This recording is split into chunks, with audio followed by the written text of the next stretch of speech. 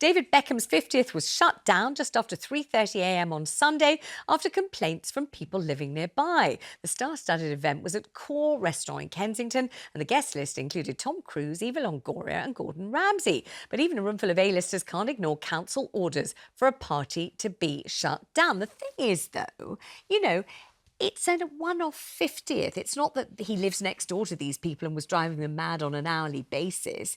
You might think, well, look, just for once, we won't make a complaint. I totally agree with you. It's the 50th birthday. Get over yourself. Is it jealousy? I mean, I've had this situation. My daughter's 18. The police were there but before 10 o'clock. Yeah. And they said, we're just warning you that we've had complaints. Yeah. The music needs to be off by 11 o'clock.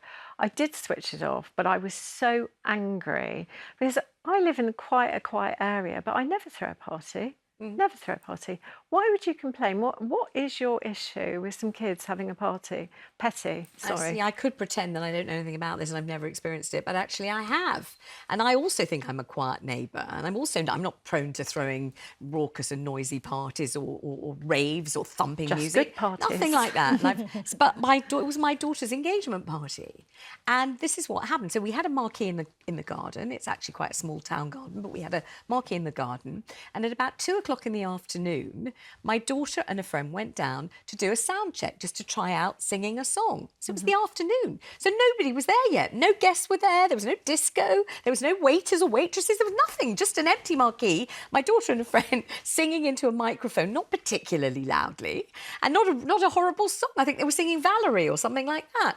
And next thing I know, there's a knock on the door and it's the sound abatement people from the council. And I said, please come in and have a look. There's no one actually here. Look, the house is empty. There's a marquee with just my daughter standing in it. I don't think we could have disturbed anyone, and it's 2:30 in the afternoon. Anyway, they were on red alert, obviously, and when the party was in full swing, and when I say party, it was an engagement party, so it was dinner, sitting down. There was kind of quite mellow music, probably a bit of Barry Manilow playing in the background. Nice. It was hardly thumping grime music or jungle or something. It was literally, I just called to say I love you, in a fairly sort of moderate volume. It was really not debauchery or anything like that.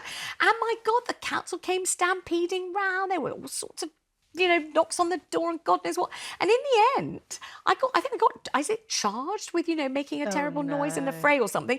I had to pay 3,000 quid fine.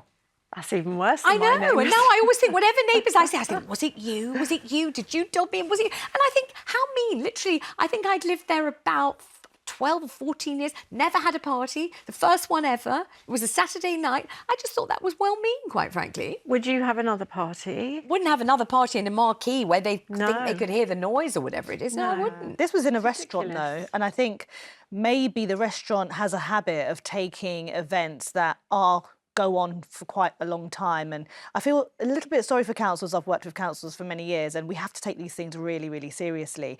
But if any neighbour experiences their neighbour having a one-off party, you're just really sad and pathetic with no life. If you have to literally complain about a one-off party, it's ridiculous. And I think that's a lot of the issue with community. We don't have that community spirit anymore where, they're having a party, I'm going to have one next week and they're going to understand. Or even my advice always is when working with these sorts of situations is get to know your neighbours and invite them. Well, I didn't invite them because I didn't have enough room in the marquee. But I did go round first and say, there is going to be a bit of a party. I think it'll all be over by about midnight, maybe. And they were fine with it? I don't know if they were fine or not, but I was like, here's some lovely chocolates and thank you so much. I hope it'll be... I didn't just kind of let them find out with the shock when they heard, Elton John thumping away with Crocodile Rock and really disturb all their peace and everything else. Let's talk to Veronica. She's on the line. Hi, Veronica. Have you complained about neighbours or have they complained about you? Hi, Vanessa. They have complained about us, our family here. We moved in 3 years ago to this new property, and from day seven, it was turn off the lights, your dog's barking, your grandson's making too much noise, cut the hedges down without permission, recorded the dog barking, even though she was stood at the other side of the hedge, so therefore the dog thought there was an intruder. My husband was painting, we were doing a renovation, so he was painting the property, even last Sunday, and she said, and while you're up there, take that light down or I'm going to ring the council. we're well within our rights to have a light on the property. But so I feel that hers was a complete. She was the one that was complaining, but it was nonsense. Yeah. It was, she's actually picking. We introduced ourselves when we moved in. My husband said, "I'm so and so," and he's so and so, and she said, "And." And he said, "Okay, no problem." She didn't want to. She lives alone. It's fine.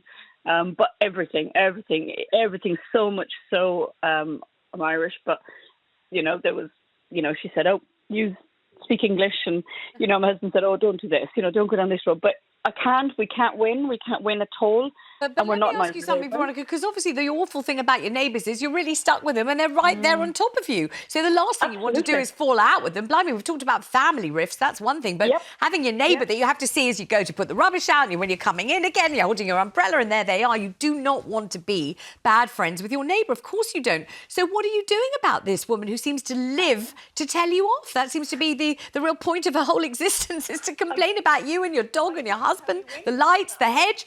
What are you doing about it, though? Once we were having the roof done, the scaffolders were on the roof. She come out and asked them to get down off of the roof. I rang the police and just said, could you just have a word with her, because I don't want confrontation. My husband doesn't want confrontation. It just seems that she doesn't want us to live here. So what do we do? Sell her the house? Well, they do. There is no, there's nothing. She's rang about the dog. I've rang them and explained that she stood there and recorded the dog. I don't want any animosity with her. I don't want it. We lived in another property for 28 years, never had a cross word. Yes. But saying noisy neighbours, it's like false allegations, because it's like defamation of character, that you don't know me. She could probably sit in the garden with me and have a glass of wine on a beautiful sunny day, but she just won't. It's just aggression all the time. Does it put you off living there? Do you even think of moving just to get away from her, or are you determined not to? Well, I don't want to move, because obviously property prices and things like that, and we moved to it's a beautiful place. Yes. We could never be luckier. But to have somebody who is continuously saying you're a noisy neighbour. Yeah. I mean, we work 7 days a week. That we weren't ever here. Our grandson would come every other weekend, and my son and daughter would pop in.